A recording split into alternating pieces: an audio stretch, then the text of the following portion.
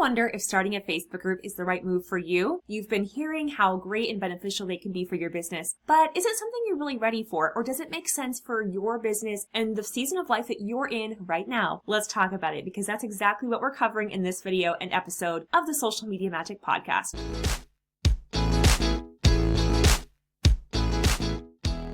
If you've been watching this channel or following my podcast for a while, then you probably already know how I feel about Facebook groups. I think they're an amazing asset to have. They can help you grow your email list. They help you connect to your customers, clients, and future customers and clients, maybe your readers if you have a blog, and they help you get the name about your brand and your store out there. They help people know who you are so that instead of going to search Teachers Pay Teachers, Etsy, or Amazon the next time they want to buy something, they go straight to your shop, your store, your site. That is what we want. We want direct traffic if we're focusing on getting sessions to our site, and we want people to come directly to us instead of to a marketplace where our competitors are also, right? We want them to buy from us directly, ideally. A Facebook group is really great for that because 1, you can share links. 2, you have the social proof of other people who have bought your products and services before. And 3, you have the network effect. When you do post something and people say, I bought it and I'm excited, then it tells other people this thing is legit and it's desirable because other people want it. Honestly, there's so much psychology there, but there are many reasons a Facebook group is beneficial. In fact, I have many episodes both here on this YouTube channel and on the Social Media Magic Podcast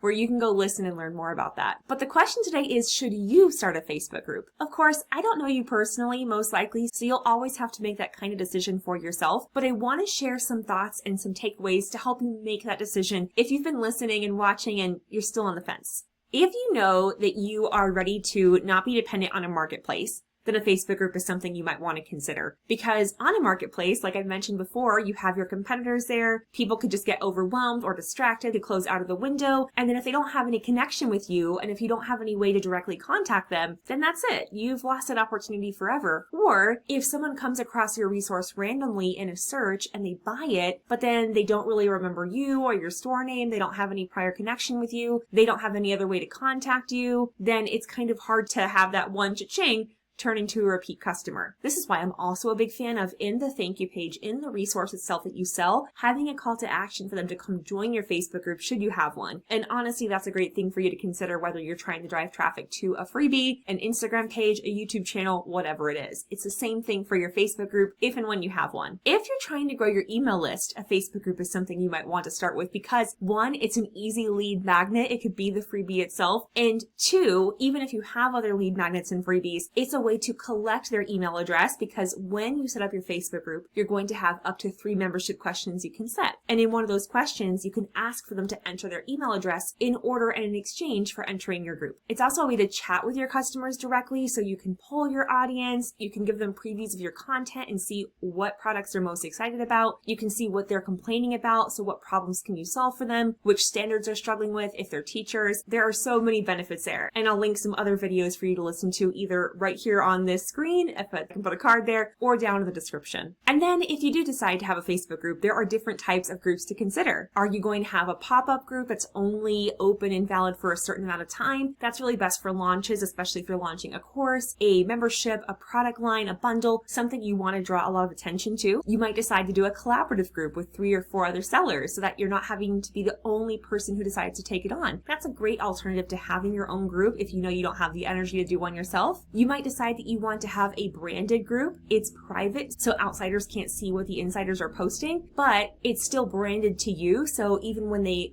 go to join the group, they can see it's by you and your brand. Or you might decide to have a private customer and client only Facebook group so that people only join your group once they've bought something from you. I'm a huge fan of this. I think it's a great way to go for many sellers. And I actually am a huge fan of Lizzie Goddard's course for this, customer and client only groups. I'll be sure to include my affiliate link down in the description. But if you've also heard of a VIP group, very similar in strategy.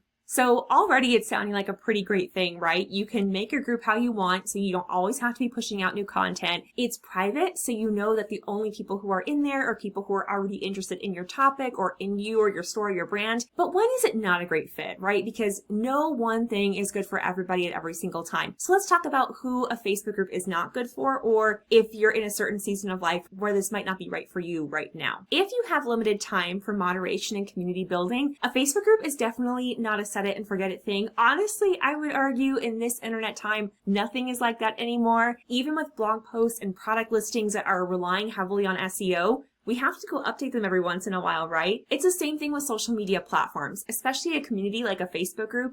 If you want for discussions to happen, if you want for people to connect, if you want for people to engage, you have to be the first one. You have to set the tone for that group, just like you would be the first one to set the tone for a classroom. If your audience isn't on Facebook, then a Facebook group might not be a great fit for you. Now, I would argue that your audience is definitely there. Over 3 billion people use Facebook on a daily basis, so it is highly likely that your audience is there, and especially teachers. I know teachers are very active in Facebook groups, and they're so used to the platform. It's not something new that they have to go learn how to use, and it's free, so you're not asking for them to pay anything to join. So it's very unlikely that your people aren't there. But if your people are not on Facebook at all, then don't do that. If you decide you want to go for something other than a Facebook group, you might want to look into an Instagram close friends group. That's something really easy to set up if you're already on Instagram, or you could even have a private TikTok channel. If you do decide to start a Facebook group, here are some quick tips to get you started. The first thing you'll want to do is really figure out what the purpose of the group is. Of course, you want more email subscribers, site traffic, and sales. We all know that. But we're talking about the purpose of the group itself. Some groups are for sharing photos. Some groups are for sharing ideas. Some groups are for brainstorming or Facebook Marketplace, buying and selling, right? So you have to think about what the core purpose of that group is, what it's going to be, how you're going to start it, because that is going to be the vibe of the group. That's what's going to get it kicked off. You do also want to plan your content and engagement strategy. Now, if you're going to have a customer and client only group, that's a bit different. You can be a bit more sporadic there because everybody in there will kind of already be a fan. Once someone has bought from you, there's a very high likelihood that they'll buy from you again. It's actually way cheaper to have someone buy from you again than it is to acquire a new customer. It's a total switch up too, because you're not having to constantly attract new people. You're just nurturing the people who have already decided to buy something from you. I think that's such a beautiful thing. So it's a different kind of content plan. And that course I mentioned by Lizzie Goddard is a great place to start with that. But even if you don't want to do that course, just think about, are you in any customer or client only Facebook groups? If so, what works for you? What makes you want to engage? That's a great place to start when it comes to planning content. Or if you're in branded groups, what makes you want to engage in there? And of course, with any kind of group or community, you want to set boundaries. Just like you would in the classroom, the first week is all about setting up those procedures, processes, and expectations. It's the exact same thing with a community that you're building online. So how are you feeling? Do you think that a Facebook group is right for you? Or maybe it's right for you in the future, but not right now? Or is it an absolute no? If you're on YouTube, let me know in the comments. If you're not on YouTube and you're listening on your favorite podcast platform, definitely let me know on Instagram over at Brittany Verlenich. I would really love to know how you feel. If it's just a mindset thing, like you would like for a Facebook group to work for you, but you're just not sure if it will, I'm happy to answer that question honestly, especially after I learn a little bit more about you and your business.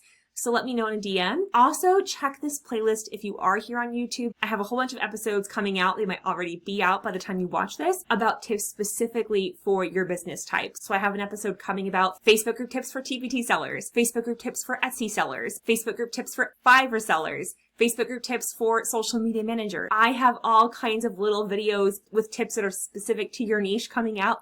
So definitely keep an eye on that on this channel. Subscribe if you haven't already. Hit the like if this helped you, and click your little bell when you subscribe so that you never miss notifications of when a new video is posted.